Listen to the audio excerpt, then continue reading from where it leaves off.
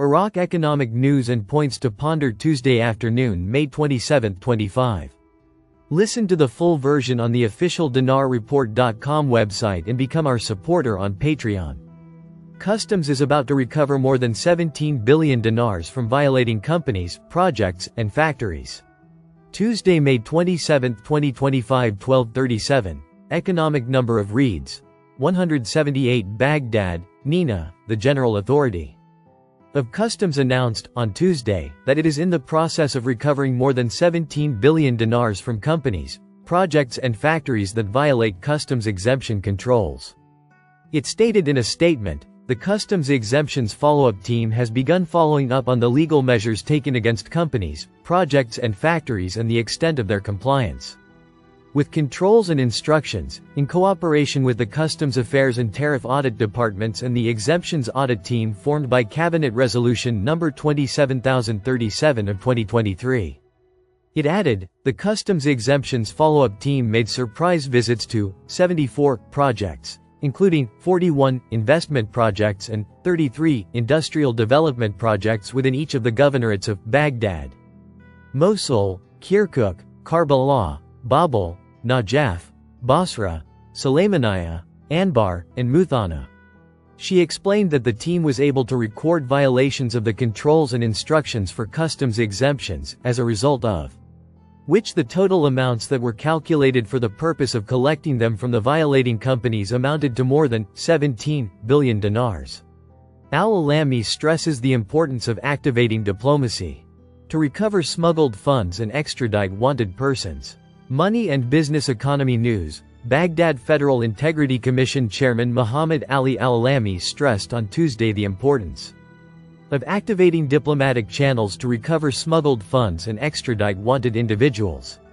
During his visit to the Iraqi embassy in the Hashemite Kingdom of Jordan and meeting with its staff, Chairman of the Federal Integrity Commission, Muhammad Ali Al-Alami, said in a statement seen by Al-Iqtisad News, the recovery file is important for the Republic of Iraq.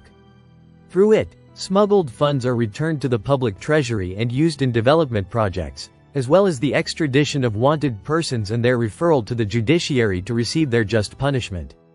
He indicated that this enhances citizens' confidence in state institutions and makes them more serious about cooperating with oversight agencies to submit complaints and reports.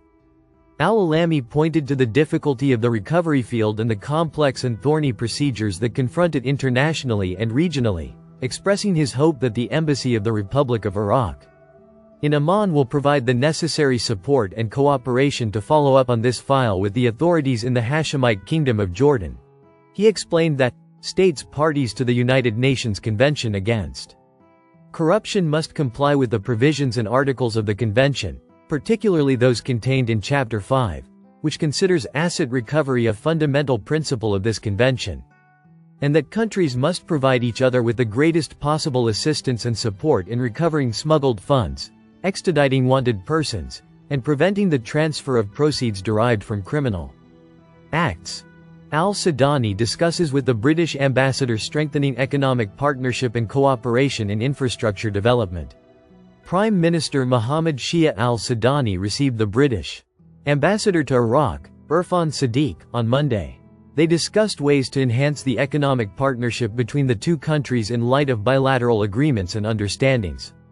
A statement issued by the Prime Minister's office stated that the meeting addressed the openness that Iraq is witnessing in the fields of development and infrastructure reconstruction, in addition to expanding the state's capacity to provide services, with an emphasis on opportunities for cooperation between the public and private sectors, and British companies, within various investment activities.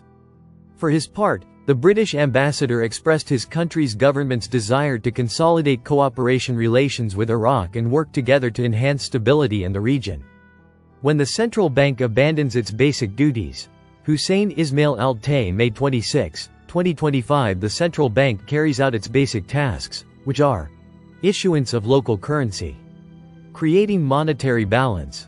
However, what is observed in Iraq during this period is that the central bank is unable to issue the local currency according to the requirements of the local market and monetary circulation.